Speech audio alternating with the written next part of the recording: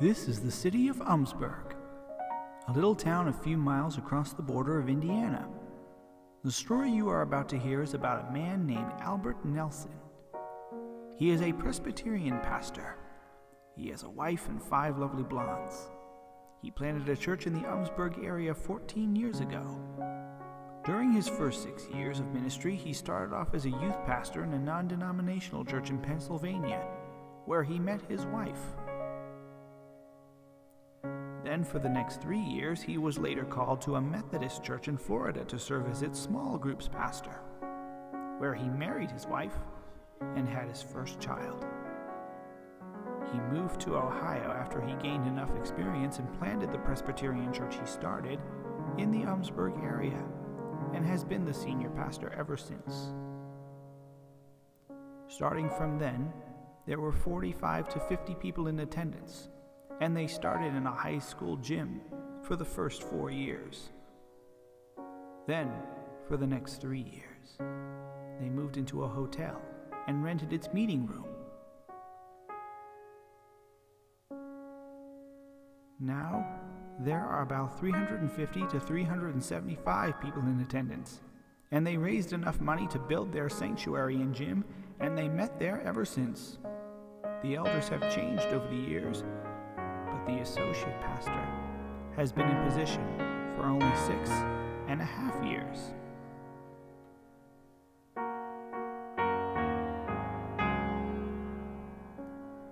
One Sunday, a family visiting from Alabama came to this church.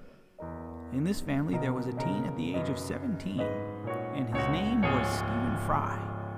Stephen was gratefully touched by the way Albert was preaching. "I would so like to have acquaintance with him," he said. But his family only visited Umsburg for 3 weeks. "Not now," said his father. "But he's so amazing," said Stephen. "Yes, I know," said his father, "but we are thankful to have our pastor back in Alabama." The service was finally over, and Stephen went to meet Albert. "What is your name?" asked Albert to the young teen. "I'm Stephen Fry," said Stephen with a warm smile. "Your preaching is so touchy." Stephen had a long and exciting talk with Albert, and told him how he started the church he planted, and repeated the annual traditions and events that go on year after year.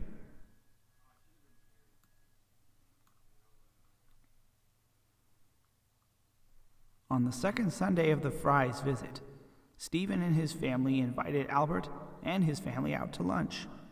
"This young boy," he thought, "kind of wants to have connection with me." On the last Sunday of the Fry's visit, the church held the annual church picnic at the play fountains by the mayor's office. He was very sad when the Frys had to go back to Alabama, but it was a great honor of being in acquaintance with them. "Come back again someday," said Albert. "We will, Pastor," said Mr. Fry, and Albert waved at them until the Frys were out of sight.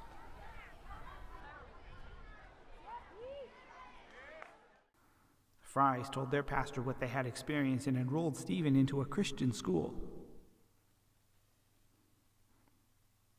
As the years passed, many members and attendees changed, and those who stopped going started attending churches of other denominations.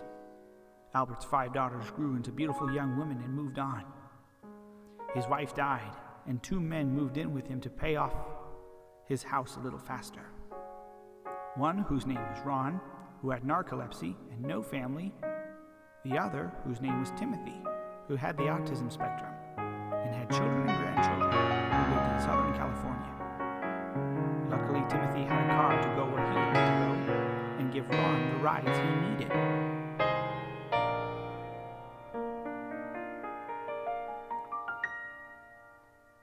Albert's 28th year of leadership at the church he planted arrived. One evening, he held a little meeting with the elders in the porch of the backyard of his house to discuss the changes he's about to make. First, he told them about the larger sanctuary that was to be built. Then he told them the biggest change that surprised them most of all. "I'm not getting any younger, gentlemen," he said. "I can hardly go any further with serving the city of Umsburg. I can't preach the same text any more than 8 times in the same place. I'm afraid I'm going to have to complete my last 8 years of leadership somewhere else. So I'll have to send a search committee to find someone younger than me to lead the charge for the next several years. When the meeting was over and the elders were dismissed, and before Albert went to bed when Ron and Timothy already were, Albert wandered around his kitchen and asked God, "Which church shall I serve next, and which candidate shall I select to take my place? I wonder."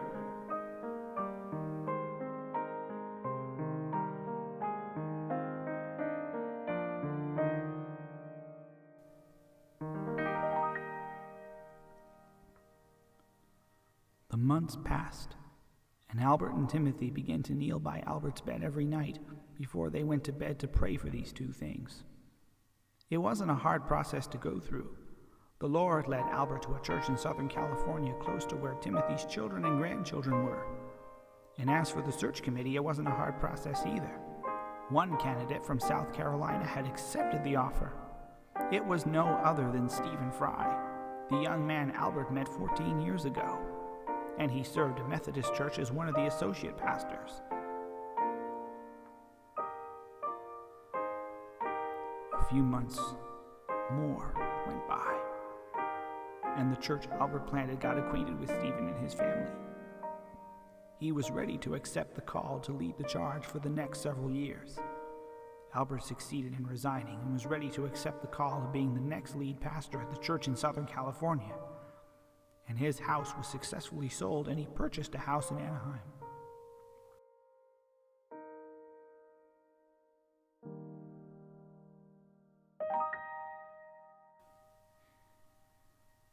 "Next Sunday is my last day," said Albert to Ron and Timothy in the living room. "The elders have decided I must clear out my office this week, so I need your help with that, Timothy. I'll have the neighbors pack up our belongings in the moving van." Then, when that special Sunday arrived, there were signs all around the building, decorated inside and out, that said things like, "Thank you, Pastor Albert," and "Farewell, Pastor Albert," and "May the Lord be with you." There were also balloons and streamers decorated inside, and pennant streamers decorated both inside and out. The entire sanctuary was packed with all the members and regular attendees, and the friends they invited. Even the former attendees who attended from the beginning, not all of them, came to the service too. They all wanted the chance to hear Albert preach the gospel for the very last time. Scripture readings were smoothing. Bow down in worship. Let us kneel before the Lord our Maker, for He is our God, and we are.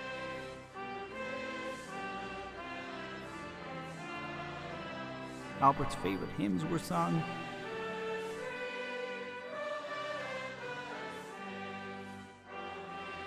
Themselves to living with Christ as their Lord. His final sermon made some of the congregation sob. The fourth-year students who are in a very dangerous. And communion was just as touchy and healing as ever.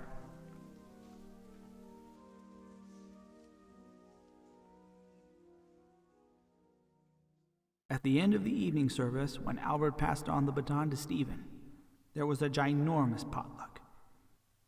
There was a mix-up of barbecue-type food items, fresh sandwiches, donut items, a lot of combination of drinks, and a variety of desserts.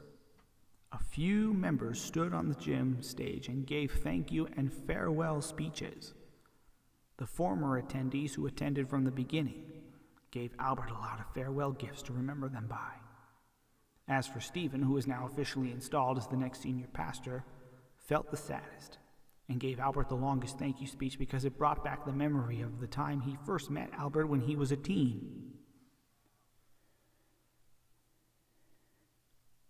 Finally, after a few hours of celebrating, eating, talking, and giving speeches, it was time to leave.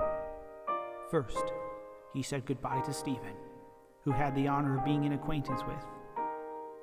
then to the associate pastor, then to the music director, then to the elders, and then finally to the congregation who were touched by his preaching. "Goodbye, Albert," said the congregation as the ladies gave their blow kisses. "We will surely miss you." Albert was sad too. He will gratefully miss the church he had started 29 years ago, but was happy because he remembered that his daughters live in Southern California and will be happy to live next to them again, because 3 of his eldest got married and have children of their own. Even Timothy himself was excited to live next to his children and grandchildren now. So Albert, Ron, and Timothy got into their cars, went home and had their supper, then went to bed. As of the next morning, the moving van was fully packed, and the 3 hit the road to California. When Albert officially moved into his new house, he helped Timothy successfully move in with one of his younger daughters and son-in-law who had 2 daughters of their own, and was lucky that he got to go to the family get-togethers he never got a chance to attend when he was stuck in Ohio, because many years ago his wife died and he couldn't go anywhere without help. He also now had the chance to entertain his grandchildren with songs and stories and many more things. His eldest daughter helped him apply for a job at Disneyland as his retirement job, and he got one as one of the meet and greet characters. He only portrayed characters like Mickey and Donald and a few more of the cover-up face characters, and he was more hilarious than the other portrayers. Ron moved in with his Aunt Lily and got unemployed benefits. Albert retired after his last 8 years of leadership were accomplished. Albert spent his retirement as an associate pastor in a non-denominational church in Redding for 15 more years. He stepped down afterwards and was moved into a retirement home and spent his last 13 years there. His children and grandchildren came to visit.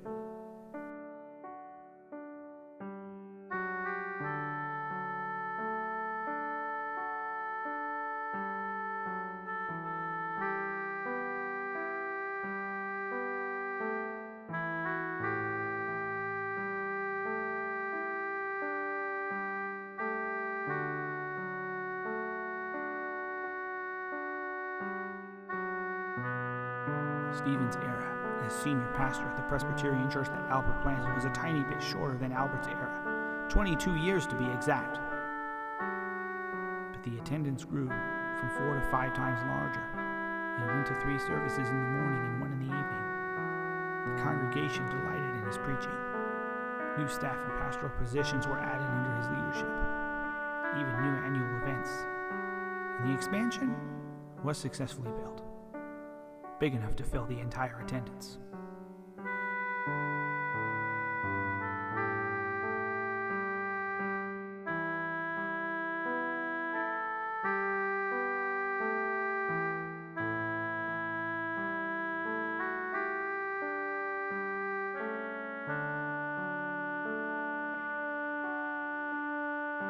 Albert died 13 years after he moved into the retirement home. All of his family and friends of his gathered at his funeral to pay their final respects to him, and he was buried in Georgia.